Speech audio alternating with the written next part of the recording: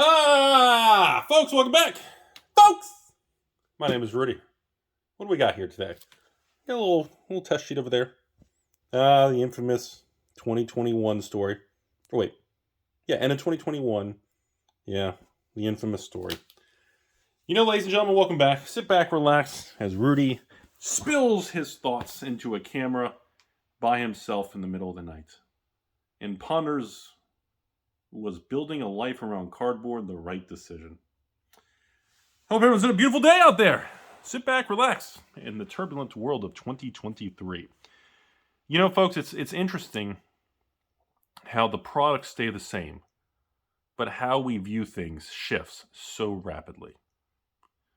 6 to 9 months ago in the summer of 2022, every store and every Timmy was just saying dump every Magic the Gathering collector box, draft box set, get it off the books before the next Amazon dump wipes you out. Cut your losses. 20% loss, take the loss and walk away. Run before Amazon makes you take a 70-80% loss. 6 to 9 months ago and a year ago, Flesh and Blood Unlimited boxes, WTR, ARC, not really Crew. Crew was always, Unlimited was always tough to get. Every WTR Unlimited box, people were just, get rid of it. Fire sell it, get it off the books.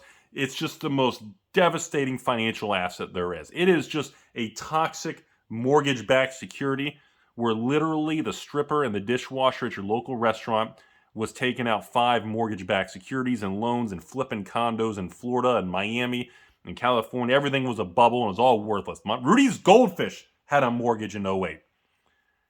And then literally 6 to 12 months later, you just get endless messages. Rudy, dude, you got any of those Zendikar Rising collector boxes? With the fetch lands and the box toppers that are good? Rudy, please, will you sell me some WTR Unlimited? Rudy, I'll pay above MSRP. I will pay $120 a box. Will you sell me a case of Arcane Unlimited Flesh and Blood? I'll give you $500 for a sealed case. Will you please? It's just incredible how emotions and attitude, the ebbs and flows, how the same product can be viewed so differently in a 12-month window. And that's pretty much today's video, is what we're going to sit back and relax and talk about. Were we all overly bearish 6 to 9 months ago in the cruel summer of 2022? Were we all just panicking that the world was ending and the worst is yet to come? Were we all being overly emotional Timmies?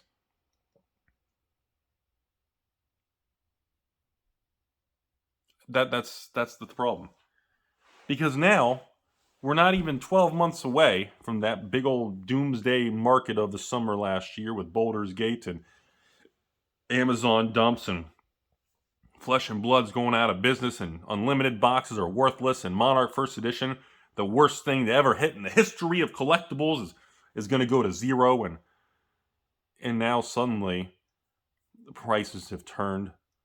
Flesh and Blood is the hottest it's been since probably, in my opinion, probably in 1 to 2 years. It's the hottest I've seen it. Absolutely outrageous. And people are begging for Unlimited boxes from WTR, Arc, and Crew, of which I have none for sale, sorry. And this shift in behavior has changed so rapidly. And it's just like, did we all just become too bearish? Did the market turn and shock all of us? And look at the Magic products, right? Oh, Rudy, Double Masters 2022 it's like 20% off its highs. Okay. Does that mean it's going to zero or something? I don't understand. So a Double Masters 2022 draft box peaked at what? I don't even know, 350 or something? I don't know what it peaked at, some crazy number. And now it's back to like what? 300 with shipping and taxes? Or 290? 310? I don't know. Was it 270 on TCG Player plus shipping tax? So 300? I don't... sometimes it's important to cover the swings of the market, but other times it's very difficult to report on that information to you all and in videos without it being seen as overly dramatic, hype man pump and dump thing. It's important to report it, but how do you do that? If it's going down, it's all panic. If it's going up, it's being pumped. It's very difficult to navigate the conversation of these items. And, I don't really know how this. How do you calculate the value of a sealed product right now? And if we pick on anything, I don't know, what do we pick on? Let's pick on something crappy. What's a 2021? One of the crashes, not Boulder's Gate. We always pick on Boulder's Gate. That was last year. It was 2022. Streets of Barry Manilow. Let's pick on something crappy that everyone says, oh, it's a mafia theme, bad themes and lore, weak power level. It has triomes. Ledger Shredder, shred my left nut. Let's pick on Streets of Barry Manilow. How do you determine the value of that product when it's deemed so bad? Collector boxes are down, 50% from their highs? Of 230, 240? What are they at now? 140? All right, 40% down. How do you determine the draft box of Streets, which is you can buy online for $90 with shipping and tax? So how do you determine a $90 box as a good entry point, or just the land of hopes and dreams and it's never going to do anything? So we're going to pause that thought right there. Remember, everybody, this video is sponsored by my left nut and myself and my patrons who support me. I don't take outside sponsors. I get them every day. I get asked for it. We don't do outside sponsorships, so video is sponsored by the viewers like you. And, if you're watching this video, Jumpstart 2022 should now be added to the list, patrons, for $89 shipped to your door. No hidden fees, no extra shipping. Don't give me your zip code and I calculate how far you are from Florida. I don't give a shit. 89 to your door. So we should have that on there with, what do we have now? Kamigawa, Streets, Boulder's Gate, Midnight Hunt, Crimson Vow, Brothers War, Dominar United, Jumpstart. Am I missing one? Oh, Infinity. So we have 9 choices now for 89 shipped. That is the largest selection I've ever offered. And the feedback from you all has been the most positive it's ever been. I don't think I've ever had so many happy patrons to have that much choice for that cheap. In an era where Wizards is making prices through the roof, it still gives people the opportunity to buy normal Magic boxes to draft with your friends, play strip Magic with your ex, and still have fun and not spend a lot of money on a Friday night or a Wednesday night or a Taco Tuesday. So I hope you guys are enjoying it. So by the time you watch this video, Jumpstart message should be up, ready to roll. And we're still sit tight with me, I'm about another week or two away. I got a couple pallets in transit, so we'll do Phyrexia. The new Phyrexia All-Will-Be-One draft boxes for 89 shipped too. Also, we'll absolutely clobber that thing. So it might have to do a limit of a couple boxes instead of a case for the first few days and make sure it doesn't get blown out. But that'll be up and ready here pretty soon, next few days, hopefully, fingers crossed. So anyways, got a shill and sponsor for myself. And that is the difficult thing. Like when I look at sets like Infinity and Streets, and even the good sets, Brothers War, Kamigawa, and the failed sets, Dominar United. I can't believe I'm saying Dominar United. It's like a failed set. A set that has Lost Legends and Collectors. A set that has really cool lands. The set that has Liliana. It just blows my mind that I'm calling that a failed set. It's just crazy. So how do you calculate this? We have these bad sets that are having no second, third, fourth reprints. So it's not like Throne of Eldraine or War of the Sparks. It's going to have like 3-4 reprints. Or as Cynthia and Dr. Cox said in that conference call in the Fireside, the Fireside Basement chat, when they said, oh yeah, we're on our third, fourth reprint of Warhammer 40K. We're proud of it. Yeah, that's great. I'm glad you're handpicking the one thing doing well, and we're ignoring the entire fire behind you. But like, all these other things that don't sell well, distributors aren't stocking, I'm the only idiot buying heavy bags of it. Like, in 3 to 5 years, how do we know if today, even if you're not a patron and you're not paying 89 shipped to your door, let's say you're buying on TCG Player for 110 shipped with taxes and fees to your door. Even let's just say 100. Let's just say 100. You pay $100 for a draft box shipped to your door. Is that still not a good deal? Is there any draft box that's over 5 years old that's under $100? Has that ever happened? I mean, yes, you in the back. Dragon's Maze. Yes, you on the other side that's naked in the corner touching things. Bored of the gamble. Okay, so we got a few people in the back yelling that there's been a couple crappy Magic sets in the past, but I mean, I guess you can handpick 1 or 2 bad examples out of like 30 or 40 sets, so sure, I guess it's possible. And the new modern day Dragon's Maze, Boulder's Gate, Dragon's Maze 2.0. I don't. But if we throw out the outlier that didn't do good, But at the same time, if we're going to do that and skew the numbers, we have to throw out the outlier that did really good. Looking at you, Kaladesh.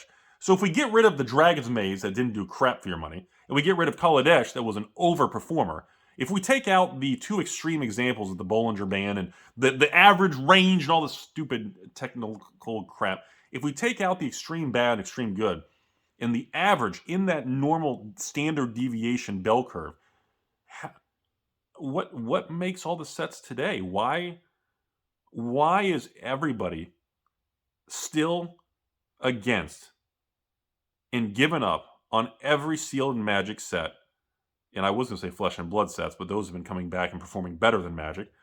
And I guess we can say MetaZoo sets too. But then I know people are just saying, "Oh, well, MetaZoo it's just a fake game, and no one plays it. There's 5 people, and they just sell it to each other, right, Rudy?" You know, I mean, so. But any of these things, even Weiss, like some of these Weiss sets, picking up chicks in a dungeon. You know, what's a really bad Weiss set? Fate Grand Order the movie, or Attack on Titan final season. Like some of these Weiss sets that came out around 50, 60 a box and tanked all the way to like 30 a box. Assuming it's not searched and manipulated and the SPs pull out the case and they're just dumping it to recover. Assuming it's authentic, you know, what does that mean moving forward? I mean, is a sealed box of Weiss, if you can get it, for 30, even $40 for a Weiss box? That's like 20, 30% less than like wholesale distribution costs between 50, 55 a box.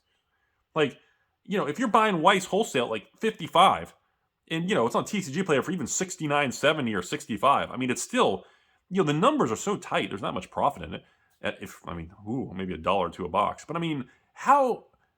But then in 3 years later, we look back from 3 years ago, and I go, oh look, Mob Psycho, Como Suba. Oh look, yeah, I remember Data. Oh look, there's Love Is War. Oh, there's the Slime volume, and it's so weird how we shift our attitudes. But why? What causes the turning point? And what makes a certain item pivot? What is the defining moment that makes a product become a toxic asset to a desirable asset? Some people will argue it's a certain card in the set becomes desirable and it pulls up the whole basket, which is the mutual fund sealed product. Some people say that. Other people say it's if an evil investor comes in and buys out the market. I should have eaten those tacos before this video.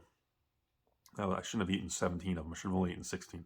But those are the things I think about.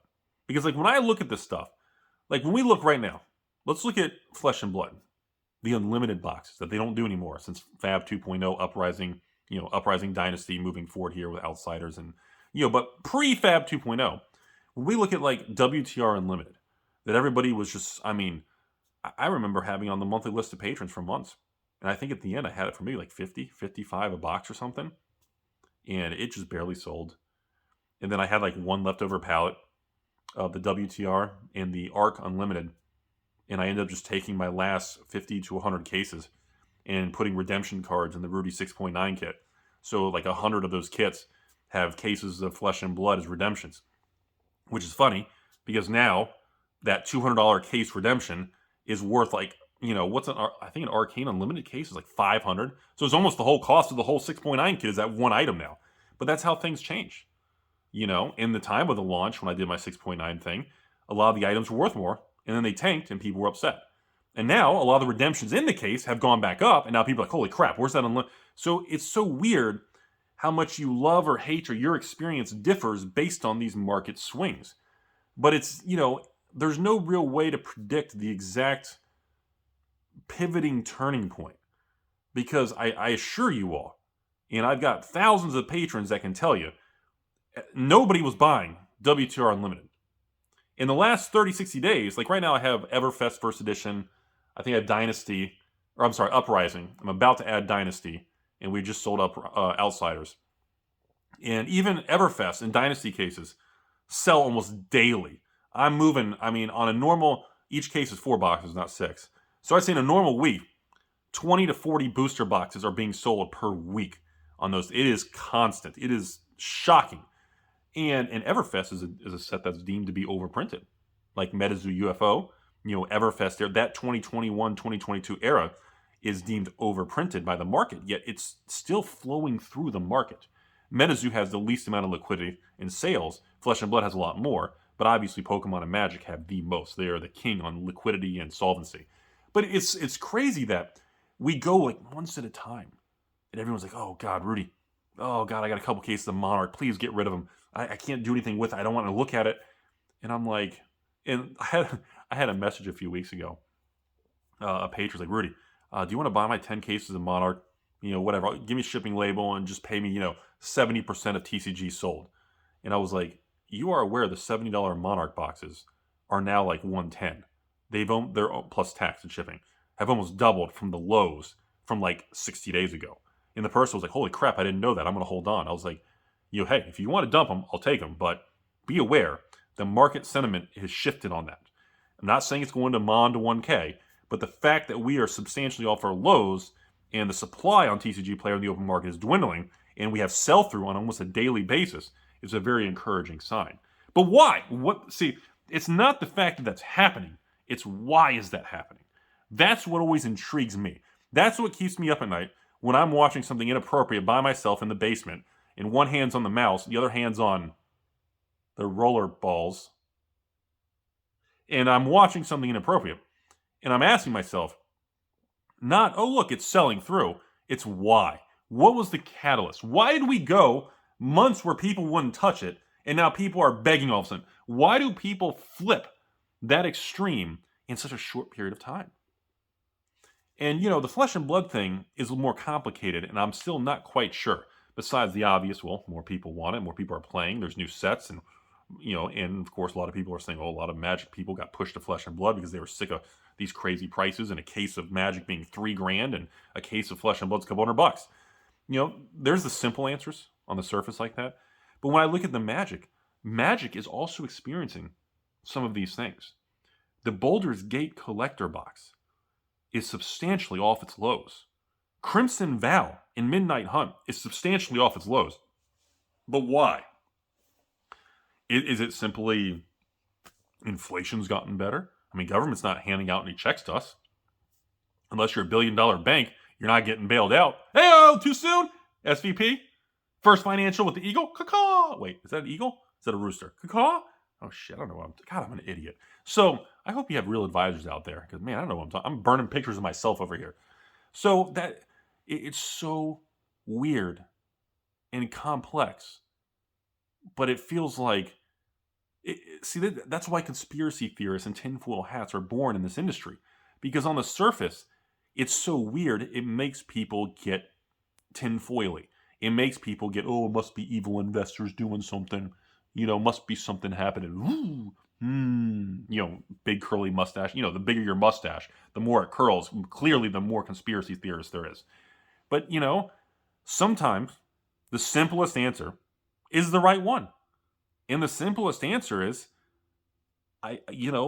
once again, in the last 60 days since December, it looks like the CCG market continues to recover. And it feels like a healthy, slow-moving, stable, foundation-building recovery. That's still what it feels like. And I've been saying it now for over 2 months, actually probably 3 months now, since January. We're in mid-March. So it's like, because okay, and on a side note, that's one of the reasons I started onboarding all these Magic draft boxes again. Because all of a sudden, all of 2022, I barely had any patron messages saying, "Rudy, you got to carry more draft boxes for the 80." At the time, they were $88 shipped. I know, I hosed everybody. I raised it to $89. Gotcha. And, and I'm sitting there and I'm like, very few people asked for them. So, and then when everybody was dumping everything at losses, I didn't want to commit to boxes and people just get mad that Rudy's selling for 88 when TCG players selling for, 28. It's a lose-lose. I'm not going to carry a bunch of product, tie up capital, sell at a loss, and then people are still mad. So I kind of just sat back for 9 months, not adding draft boxes, not selling it. Then I noticed about November, December, Q4, during the Magic 30 thing, a lot of people started asking for just cheap draft boxes. They weren't wanting to buy Magic 30. They weren't trying to sell me Magic 30 boxes and cards. I mean, a lot of people offered to send them to me, and I respect the gesture, but I'm just, even for free, I appreciate the gesture, you all. But I started getting messages around November holiday time, right after the Amazon dump on Black Friday, Didn't happen. We had some Amazon sales where like $100 box was marked to like $80 or 89 or 82, which was good. Add in shipping and tax, or I guess no shipping for Prime. It puts you about 90. So we had some Amazon sales during Black Friday and the holidays of Q4, but we didn't see the Amazon dump. It didn't take place. And the fact that didn't happen, I noticed within 2 weeks later, after Black Friday, Cyber Monday, Small Business Tuesday, Stepsister Wednesday, and Taco Wednesday. After those days passed and the Amazon Dump 2.0 didn't happen, I started getting an uptick in patron messages saying, Rudy, I want a bunch of cheap draft boxes. Will you please start onboarding more of the draft sets?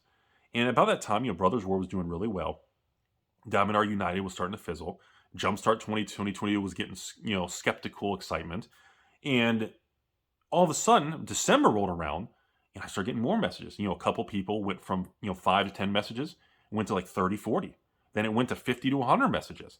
And when I started getting that many messages from you all and supporters wanting me to carry these $89 shipped cheap boxes, I said, okay, clearly something is shifting. And that's the data I like to follow, because that's the only real true data I can go by. Because when I have that many supporters and people like you all out there, and you live all over the country and everything, and all over the United States, some of you are outside the U.S., you're down there in Switzerland and Venezuela's and oh my goodness, Australia's and Zealand's and Antarctica's, and some of you in Alaska with all the snow and craziness.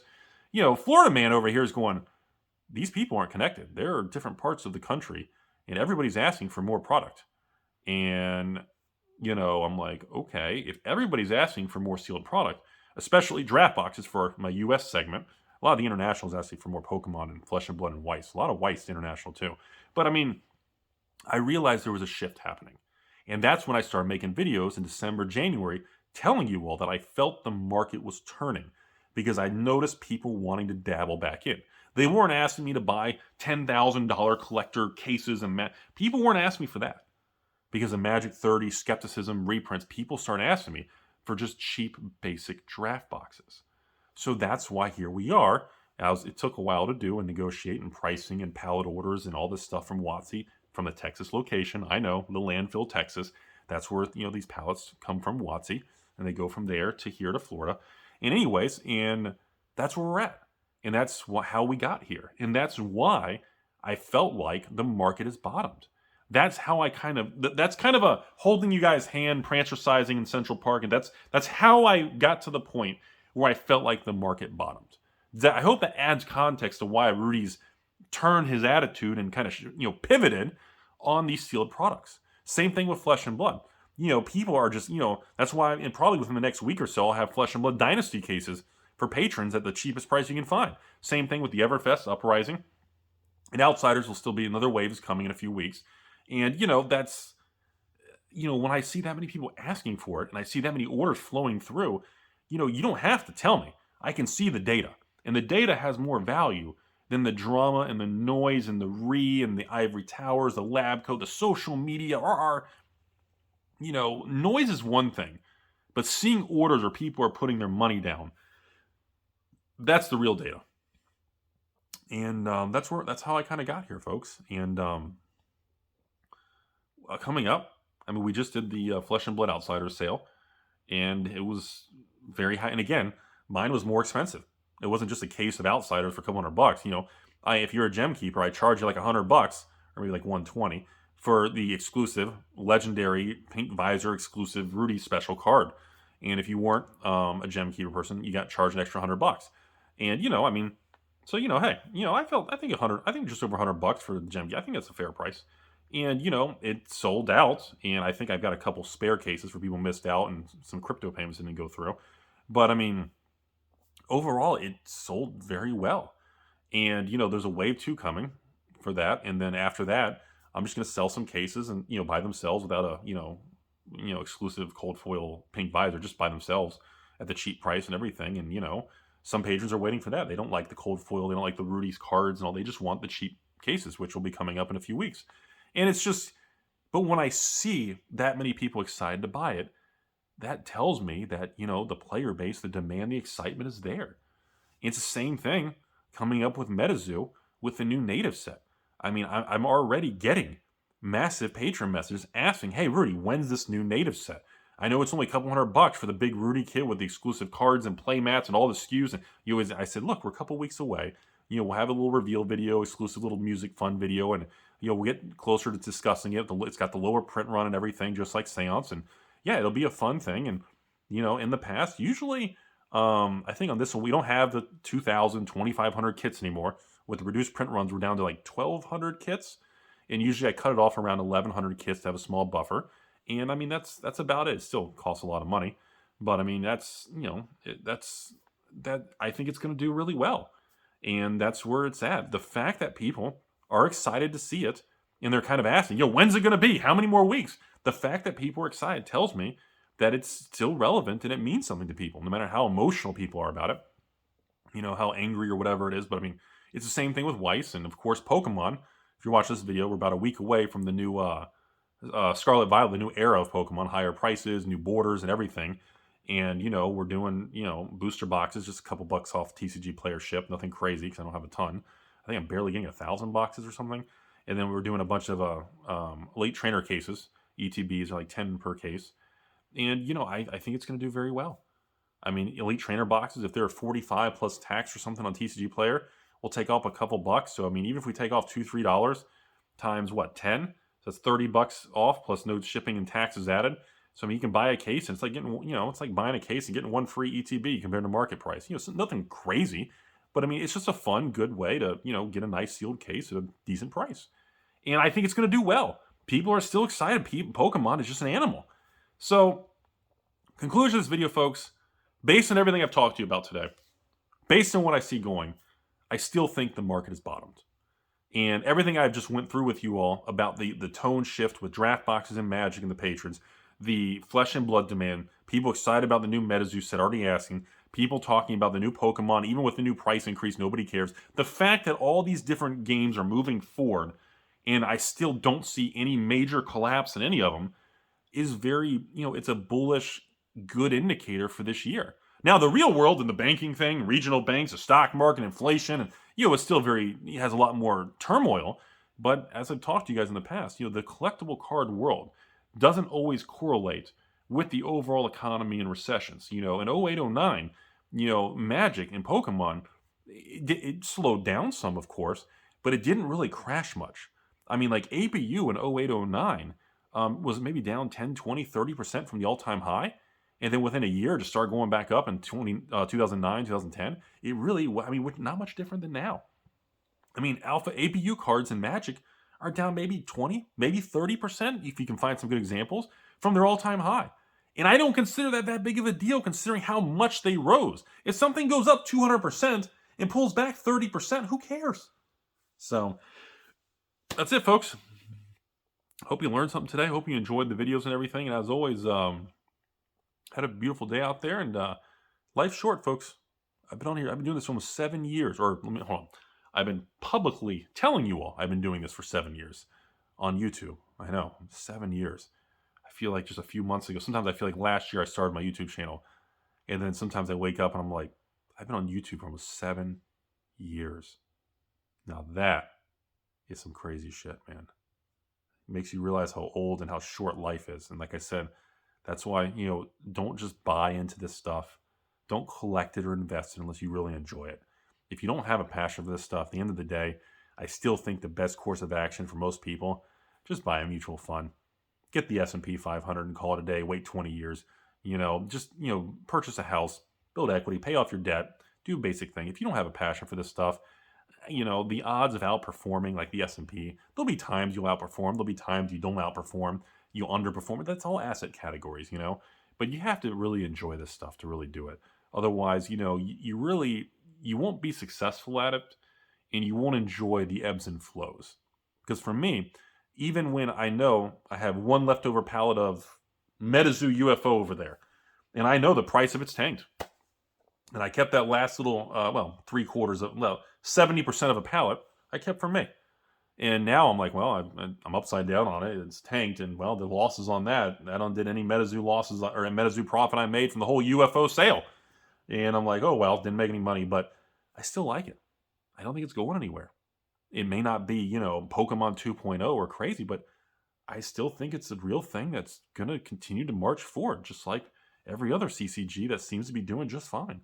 And that's really the key takeaway is, we don't, life is so short in the grand scheme of hundreds of years, the universe and its millions and billions of years, the universe, the United States in 1776, a couple hundred years, the US and the European region and Britain and the UK, how long they've been around, and then the other countries in New Zealand, Australia, the Russian areas, the different African countries, and then South America, Central America, and you look at the time of Earth and all this stuff, and we realize how short life is. And it's kind of disturbing, especially when you put it in contrast with like space and millions and billions of years. And it makes me feel silly because we're all sitting here saying, Rudy, oh man, is it going to take a couple years for that to go up in price? And it's like the universe is billions of years old. Humans have a life expectancy of like 80, 90 to 100 years old. And it's like we get obsessed with these 1 to 2 year time frames. And it hasn't gone. We've been in a bear market for a year, Rudy. It's so weird how perspective, when you zoom in and out, and how it messes with your head. And I don't know.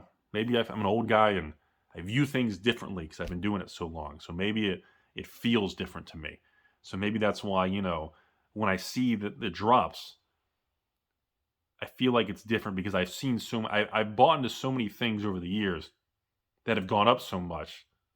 When I see things tank or drop 50%, it doesn't really bother me as much because I've been doing it so long, because I've seen so many pops and drops. I just feel like in the long game, it all works out. Of course, if you're not leveraged, don't use debt and leverage. Have a great day, everybody. As always, here's a picture of my penis. Enjoy your day.